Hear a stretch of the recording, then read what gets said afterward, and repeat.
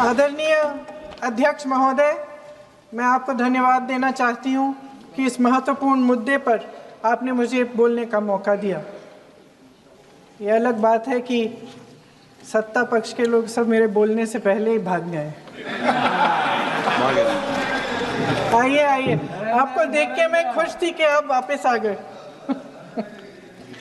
सबसे पहले मैं उन सैनिकों, उन जवानों, उन अफसरों को नमन करना चाहती हूँ जो हमारे देश के रेगिस्तानों में, हमारे देश के घने जंगलों में, बर्फीले पहाड़ियों पे हमारी देश की रक्षा करते हैं, जो हर पल देश के लिए अपनी जान देने के लिए तैयार रहते हैं। 1948 से लेकर अब तक, जब से पाकिस्तानी रेडर्स ने कश्मीर पे हमला किया, तब से लेकर अब तक हमारे देश की अखंडता की रक्षा करने में उनका बड़ा योगदान है। हमारी आज़ादी अहिंसा के आंदोलन से हासिल हुई, लेकिन जैसे मैंने कहा, उसको कायम रखने के लिए हमारी सेना का बहुत बड़ा योगदान है। अध्यक्ष महोदय, कल मैं सदन में बैठी हुई सबके भाषण सुन रही थी। आदरणीय रक्षा मंत्री महोदय ने बोला, सत्ता पक्ष के कई मंत्रियों ने बोला। 1 घंटे का रक्षा मंत्री जी का लंबा भाषण था। सुनते सुनते एक बात मुझे बहुत खटक रही थी। उसके बाद जब दूसरे भाषण भी सुने आपके सत्ता पक्ष के, तब भी ये बात बार बार मेरे मन में आ रही थी कि सारी बातें कर ली, ऑपरेशन सिंदूर की बात कर ली, आतंकवाद की बात कर ली, देश की रक्षा की बात कर ली, इतिहास का पाठ भी पढ़ा दिया,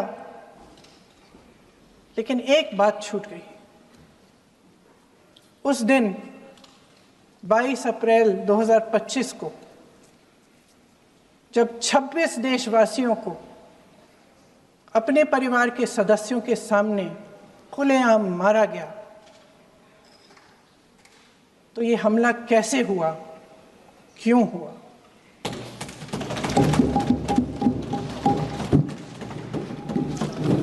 अध्यक्ष महोदय, ये लोग बैसारन वैली में, पहलगाम के पास कश्मीर में क्या कर रहे थे? आजकल पब्लिसिटी का दौर है, प्रचार का ज़माना है। कुछ समय से हमारी सरकार ये प्रचार कर रही थी कि कश्मीर में आतंकवाद ख़त्म हो गया है, कि कश्मीर में शांति है, अमन चैन है। प्रधानमंत्री जी ने खूब भाषण दिए, देशवासियों को कहा कि चलिए कश्मीर चलिए, सैर करिए। कई बार मैंने ये भी देखा मीडिया पर, टीवी पर, कि कश्मीर जाइए, ज़मीन खरीदिए, अब वहाँ अमन चैन है, शांति का वातावरण है। इसी बीच शुभम द्विवेदी, एक कानपुर के नौजवान, और उनके पूरे परिवार ने तय किया कि वो कश्मीर जाएंगे।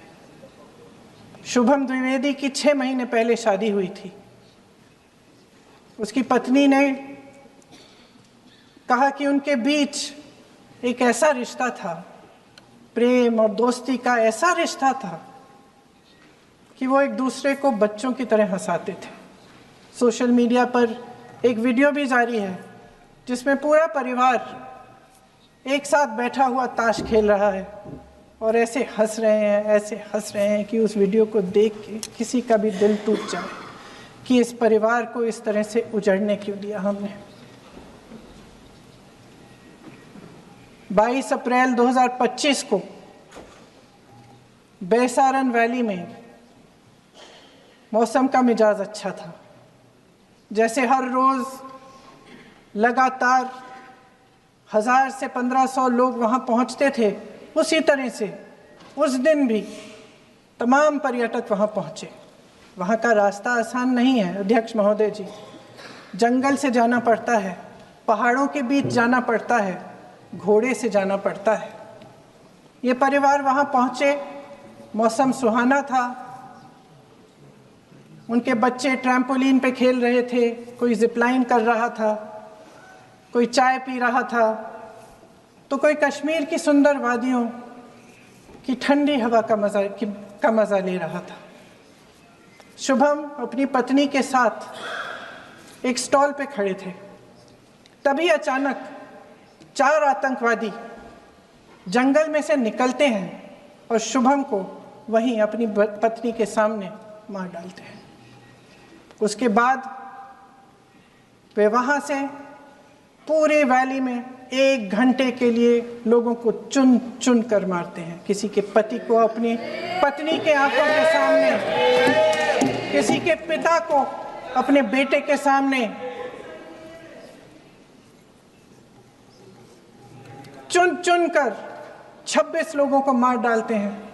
शुभम की पत्नी घबराकर वहां से भागने की कोशिश करती है, अपनी जान बचाने के लिए जंगल की तरफ दौड़ती है। वहां पता चलता है कि तमाम लोग जंगल की तरफ दौड़े हैं और अपनी जान बचाने की कोशिश कर रहे हैं। कोई अपने बेटे का हाथ पकड़ के पहाड़ों पर घसीटता हुआ जा रहा है, कोई कश्मीरी घोड़े वालों और गाइडों की मदद लेते हुए चले जा रहा है। कोई रास्ता नहीं है, कोई तरीका नहीं है, लेकिन किसी न किसी तरह से शुभम की पत्नी के शब्दों में किसी ऐसी शक्ति ने हमको बचा कर रखा कि हमें किसी न किसी तरह से हम अकेले नीचे पहुंचे। और मैं उनके लफ्ज पढ़ना चाहती हूं, क्योंकि उन्होंने कहा कि इस पूरे समय जब 1 घंटे के लिए चुन चुन कर भारतीय नागरिकों को मारा जा रहा था, इस पूरे समय उसे एक सुरक्षाकर्मी नहीं दिखा, एक सैनिक नहीं दिखा।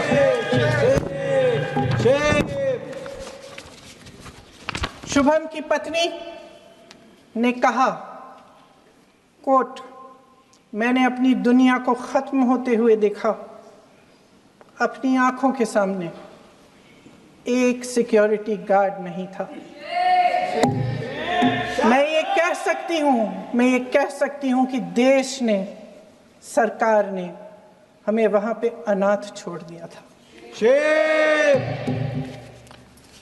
सिक्योरिटी क्यों नहीं थी वहां पे एक सैनिक क्यों नहीं दिखा? क्या सरकार को मालूम नहीं था कि यहां रोज 1000 से 1500 पर्यटक जाते हैं? क्या सरकार को मालूम नहीं था कि यहाँ के पहुंचने के लिए जंगल के रास्ते से जाना पड़ता है? अगर कुछ हो जाएगा तो लोग वहां से निकल नहीं पाएंगे। एक चिकित्सा का इंतजाम नहीं था, फर्स्ट एड का इंतजाम नहीं था, कोई इंतजाम नहीं था, ना सुरक्षा का ना फर्स्ट एड का। इन लोगों को भगवान भरोसे छोड़ दिया गया। ये लोग वहां पे इस सरकार के भरोसे गए और इस सरकार ने उन्हें भगवान भरोसे छोड़ दिया।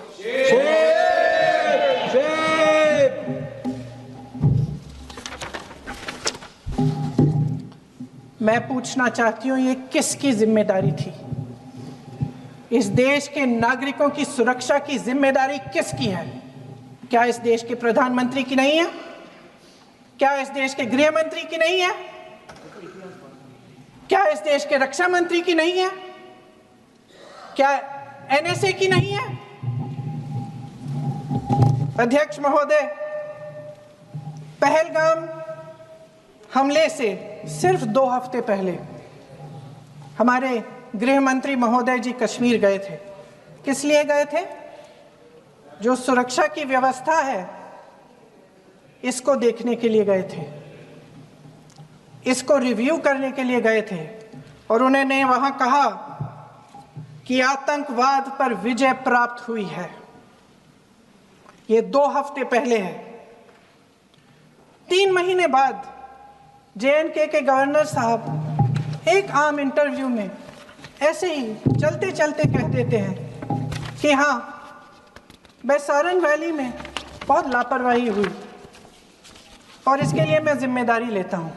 ऐसे ही चलते चलते, और वो बात होती है, ख़त्म भी वहाँ होती है और वहीं ख़त्म हो जाती है। उनसे जिम्मेदारी ली भी नहीं जाती, कोई सवाल नहीं उठाता, कोई जवाब नहीं देता।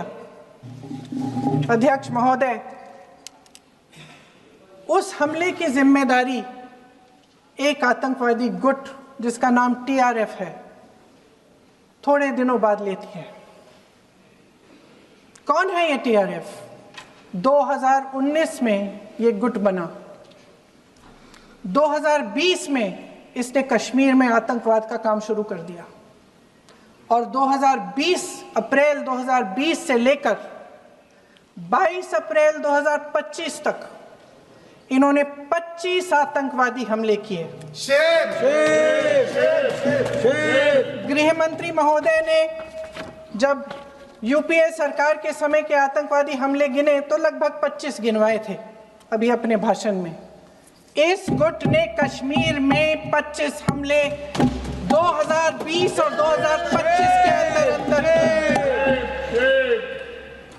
एक पूरी लिस्ट है इन हमलों की। मेरे पास इतना समय नहीं है इसलिए मैं एक एक को नहीं पढ़ना चाहती, लेकिन मैं इतना कहूंगी कि इनमें रियासी का हमला भी था 2024 का, जिसमें 9 लोग मारे गए और 41 लोग घायल हुए। कुल मिलाकर 2020 से लेकर 22 अप्रैल 2025 तक TRF ने 41 सेना और सुरक्षा कर्मियों की हत्या की, 27 सिविलियन की हत्या की और 54 लोगों को घायल किया था। भारत सरकार ने TRF को आतंकवादी संगठन का दर्जा कब दिया? 2020 में दिया, 2021 में दिया, 2022 में दिया, 2023 में दिया। 3 साल बाद, 3 सालों के लिए ये आतंकवादी गतिविधियां कर रहे हैं और आप इनको आतंकवादी संगठन तब कहते हैं 2023 में। इसकी क्या वजह थी? ये सब सरकार के संज्ञान में था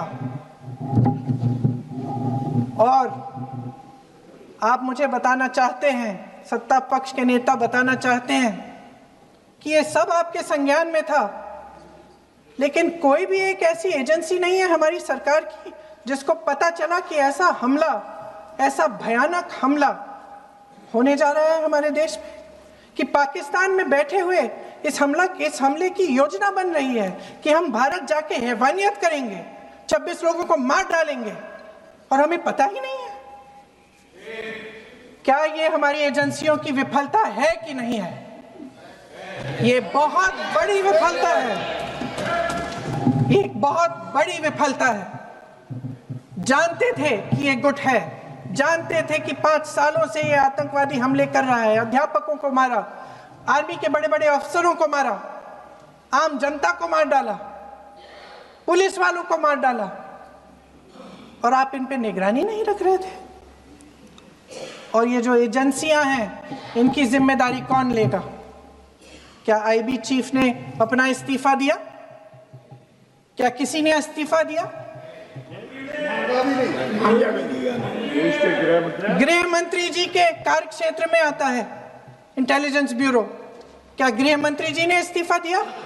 इस्तीफा छोड़िए, जिम्मेदारी ली।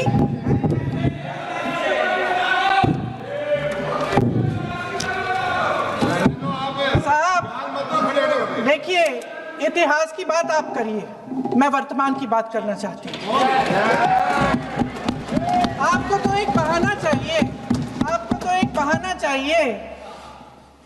पूरे परिवार का नाम गिनवा देते हैं। अरे अपनी जिम्मेदारी खुद लीजिए। 11 सालों के लिए तो सत्ता में आप हैं।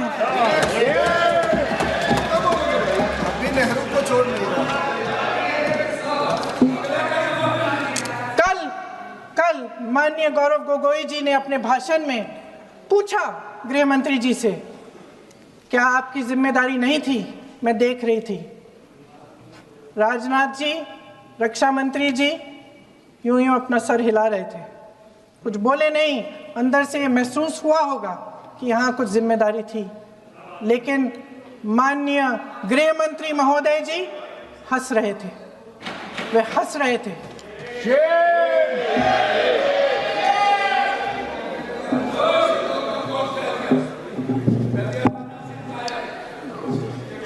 अध्यक्ष महोदय, कल सत्ता पक्ष और आज भी सत्ता पक्ष के नेताओं ने 2008 के मुंबई के हमलों का जिक्र किया, बार बार कहा कि मनमोहन सिंह जी की सरकार ने कुछ नहीं किया। ये तो जानकारी होगी ना कि उसी समय जब वो आतंकवादी हमला चल रहा था तभी उन आतंकवादियों को मार डाला था, एक बचा था और उसको भी फांसी दे दी थी 2012 में। महाराष्ट्र के मुख्यमंत्री ने इस्तीफा दिया। देश के गृह मंत्री ने जिम्मेदारी लेकर इस्तीफा दिया। एक जवाबदेही थी पब्लिक के प्रति, एक जवाबदेही थी इस देश की जनता के प्रति, इस देश की धरती के प्रति।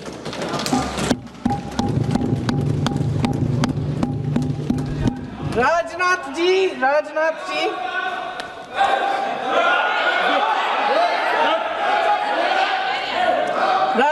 जी तो पुलवामा, उरी और पठानकोट के समय गृह मंत्री रहे थे। आज वे रक्षा मंत्री हैं और हमारे गृह मंत्री महोदय श्री अमित शाह जी के नाक के नीचे पूरा मणिपुर जल गया, दिल्ली में दंगे हुए, पहलगाम में हमला हुआ और आज भी वे उसी पद पर बैठे हैं। क्यों?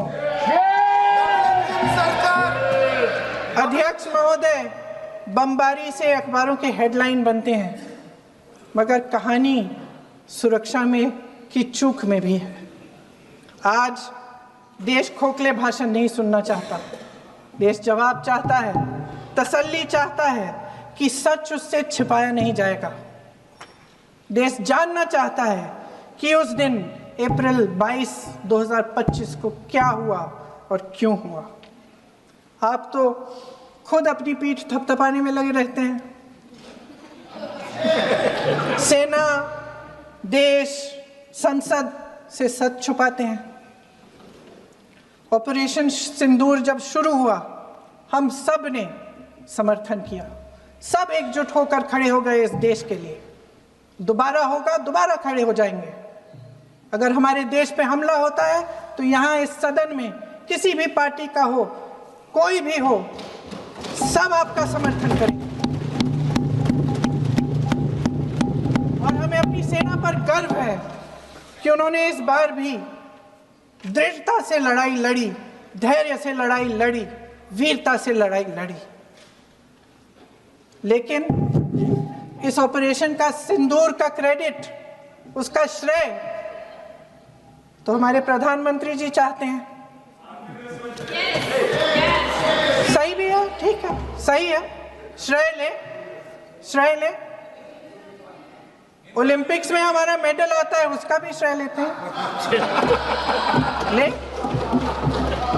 लेकिन सिर्फ श्रेय लेने से नहीं होता नेतृत्व, जिम्मेदारी भी लेनी पड़ती है।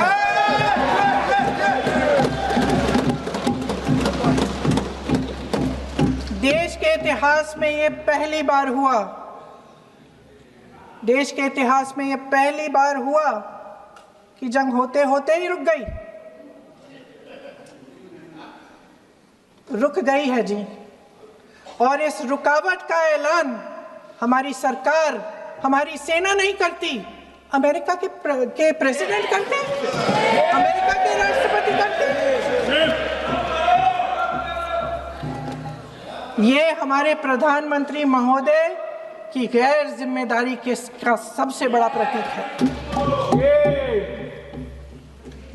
आज गृह मंत्री जी ने इस बात पर उल्लेख किया। उन्होंने कहा, उनके शब्दों में उन्होंने कहा कि पाकिस्तान के पास शरण में आने के बजाय कोई चारा ही नहीं था। आपने शरण दिया क्यों?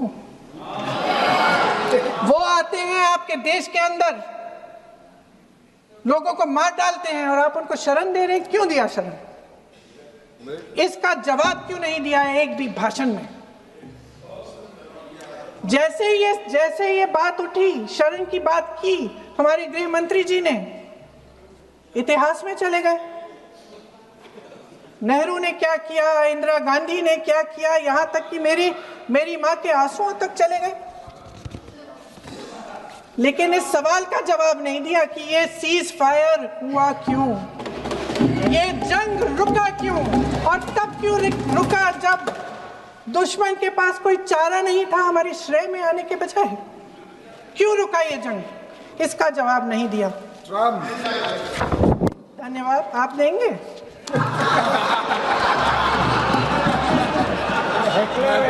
मंत्री देना भाई, देना। आपको टाइम मिलेगा तो, टाइम नहीं मिलेगा आपको शायद। वैसे महोदय, मेरी माँ की आंसू की बात किए, मैं इसका जवाब देना चाहती हूँ। मेरी माँ के आंसू तब गिरे जब उनके पति को आतंकवादियों ने शहीद किया, जब वे मात्र 44 साल की थी। और आज अगर मैं इस सदन में खड़ी हूं और उन 26 लोगों की बात कर रही हूं, मैं इसलिए कर रही हूं क्योंकि मैं उनका दर्द जानती हूं, महसूस करती हूं।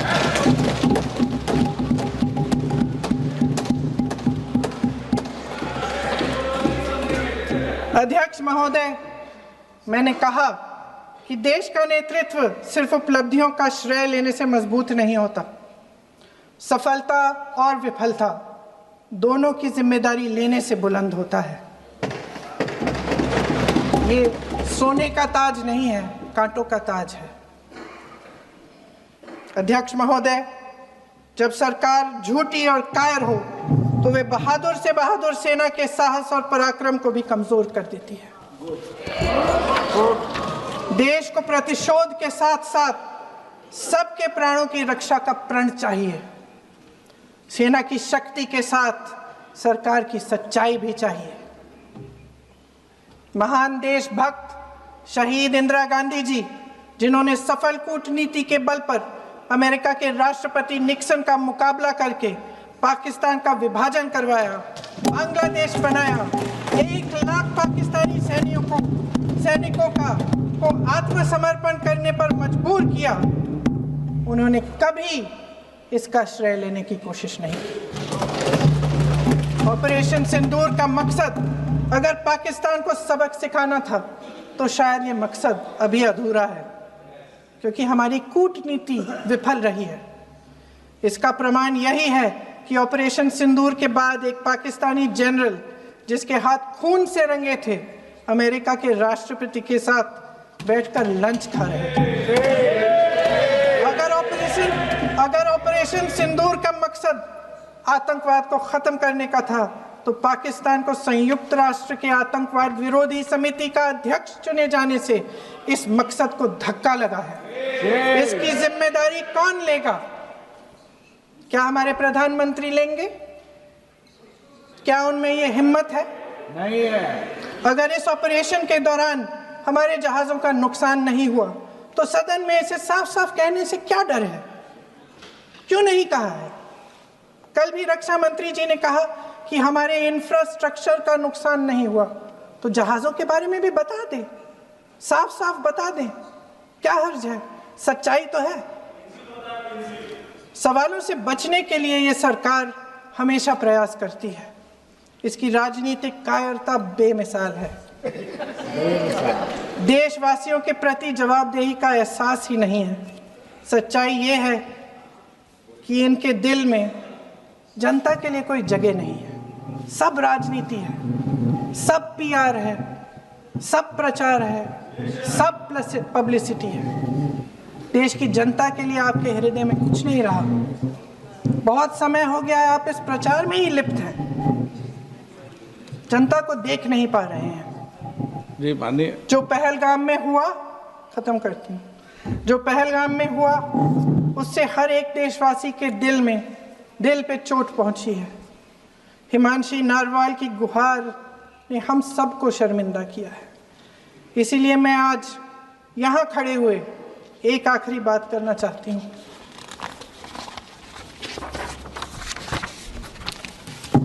इस सदन में लगभग सभी के पास सुरक्षा है, सुरक्षा की व्यवस्था है। हम जहाँ भी जाते हैं हमारे साथ सुरक्षा कर्मी आते हैं। आपको भी मिल जाएगी, आप मंत्री बन जाएंगे, आपको भी मिल जाएगी। मैं मजाक की बात नहीं कर रही हूँ, मैं मजाक की बात नहीं कर रही हूँ, थोड़ा सा धैर्य रखिए। उस दिन पहलगाम में 26 परिवार उजड़ गए। 26 लोगों को अपने परिवार के सदस्य के सामने मारा गया। 26 बेटे, पति, पिता गुजर गए। उनमें से 25 भारतीय थे। भारतीय थे।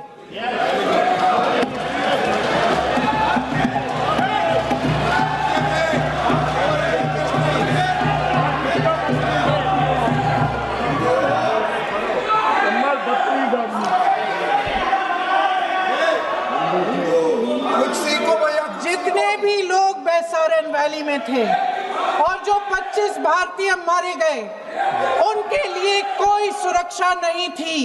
कोई सुरक्षा नहीं थी। आप कितने भी ऑपरेशन कर डालें, आप इस सच्चाई के पीछे छुप नहीं सकते, इसे नकार नहीं सकते। आपने उनको सुरक्षित नहीं किया। कोई शर्म नहीं है, कोई शर्म नहीं है, कोई शर्म नहीं है और ना कभी होगी। सुन लीजिए, सुबह भी मैं शिव मंत्र बोल के आई हूं। इनको क्या पता शिव मंत्र क्या है? शिव मंत्र खत्म कर लूं अपना भाषण। शिव मंत्र मैं एक बार उन 25 भारतीयों के चुप रही। मैं एक बार उन 25 भारतीयों के नाम इस सदन में पढ़ना चाहती हूं, ताकि यहां बैठे हर सदस्य को यह एहसास हो कि वे भी हमारी तरह इंसान थे, किसी राजनीतिक बिसात के मोहरे नहीं थे। वे भी इस देश के बेटे थे, वे भी इस देश के शहीद हैं। उनके परिजनों के प्रति हम सब की जवाबदेही बनती है। उन्हें सच्चाई जानने का हक है। समीर गुहा भारतीय, बिट्टन अधिकारी, मनीष रंजन, हेमंत सुहास जोशी, विनय नारवाल, सुशील नथनियल, अतुल श्रीकांत मोने, सैयद आदिल हुसैन शाह, नीरज वानी, एन रामचंद्रन, संजय लक्ष्मण लेले, माननीय प्लीज, दिनेश अग्रवाल, दिलीप दिल से, प्रशांत कुमार सतपति, JS चंद्रमौली। अब आप बोलिए, अब आराम से। JS चंद्रमौली, यतीश परमार, S मधुसूदन राव, सदस्य नारेबाजी का सदन नहीं है। शैलेश कलाटिया, ये तरीका ठीक नहीं है आपका। मंजुनाथ राव, कौस्तभ गणबोटे, शुभम द्विवेदी,